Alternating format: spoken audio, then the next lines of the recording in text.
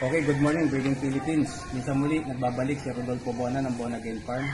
At aalamin natin yung bloodline composition ng Maclean Hats ng ating kaibigan na si B-Boy Enriquez, no, ng Firebird Game Farm. So, nandito siya at nakaharap natin. Sir B-Boy,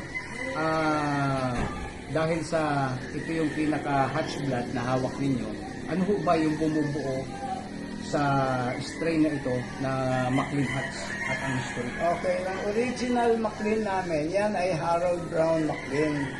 Ang dating nag-sponsor kay Harold Brown dito sa Pilipinas ay si Mami Lacson ng Bacolod. So matagal na nakakuha ako sa kanya, hindi ko na maalala kung anong taon yon. Tapos namatay si Mami, pumanaw. Pinuntahan ko yung anak, si Joey. Ako na ang pumili mismo ng mga high action ang tawag nila. Kung bakit high action ang tawag doon sa Maclean nila, yung kapatid ni Mami Lacson, tatay ni Joey Lacson, si Lito, nagkukondisyon ng mga kabayo ni Danding Kuwangko. Meron silang kabayo na tinawag na high action dahil mataas kung gumalok. Nung nagbibitaw na sila ng mga Harold Brown Maclean, nakita nila may mga angat. Sabi, tawagin natin high action kasi ganun din, may mga angat. So, yun ang naging istorya kung bakit high action Maclean. So, kumuha ako, medyo hindi kataasan, pero may paraan ako sa nutrisyon, sa tamang pagkain at suplemento, napataas ko na sila, napataas na talaga sila. So, nilalaban din namin ng puro. Kasi maganda ang angat, ang ganda rin ang cutting, malupong kumalo. Ngayon, si Larry Romero ng Louisiana, kumukuha ako ng iba-ibang bloodlines din sa kanya. Kausap ko minsan, tinawagan ko. Tinanong ko kung ano yung klaseng Maclean niya. Sabi niya, Harold Brown din. Sabi ko, there are two types of Maclean. The light, the yellow, yung medyo na bukon, yung pulok, at merong dark. Sabi ko, I like the dark one. Sabi niya, yes, I have. So, Harold Brown din. Kasi umorder din ako kay Larry Romero para ma-infuse ko Harold Brown to Harold Brown. Nagkaroon pa ng vigor at may angat din yung kanya. So, isa sa mga pinaka-importanting bloodlines namin ay yung Harold Brown High Action Maclean na happy kami. Kaya hindi na ako kumuha ng ibang hats. Inalis ko yung Gilmore hats dahil medyo mga sugod.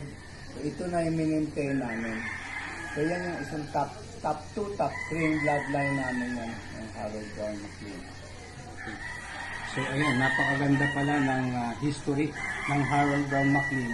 Kaya pala, ang Harold Brown Maclean, nakolekta ko rin sa B-Boy yung Blue Face Hats ni Billy Rubles na minimintain naman ang ating kaibigan na si Honorable Peter Uy.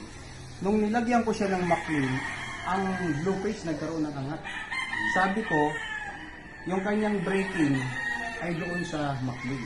Yung history niyang Maclean na yan, iisang pinanggalingan kay Sandy Hats. Sandy Hats. So yun, nagkaroon ng hats doon, tapos kumalat na kung kanina. Kaya si Ted Maclean, nag-breed ng mga Sandy Hats, napadami niya at magandang resulta sa kanya. So naging popular yung Maclean Hats dahil sa breeder na si Ted Maclean. Yung Blue Face na tinatawag sino na yung binagay? Billy Rubol. Doon naglabas yan, magkakapatid din yan. Nag-straight comb long ng yung blue face, tapos medyo nagkukulay blue yung mukha kuminsan, kaya tinawag nilang blue face hat. Pero originally, isa pinanggalingan, magkapatid yung blue face and yung Maclean hat. Ayun. Yun ang isa sa mga gusto kong marinig na mga sikreto ng mga hatches. Kasi ang karir ng ating kaibigan na si Sir B-Boy Enriquez ay way back 1960s pa, 70s starting. 60s pa. No? So, kung merong mga good source ng mga history na pwede natin pagtanungan, kaya hindi ako nagtatanong sa ibang mga bata kasi by experience and tinatawag natin na competent people na pwedeng pagtanungan ay yung ating kaibigan na si Sir Bibo Enriquez. Kaya una, congratulations din sa score natin na napakaganda, no? Alam ko naman consistent talaga yung participation niyo sa ating industry. Okay, so ikat muna natin para dyan kasi may pinaka-importante pa akong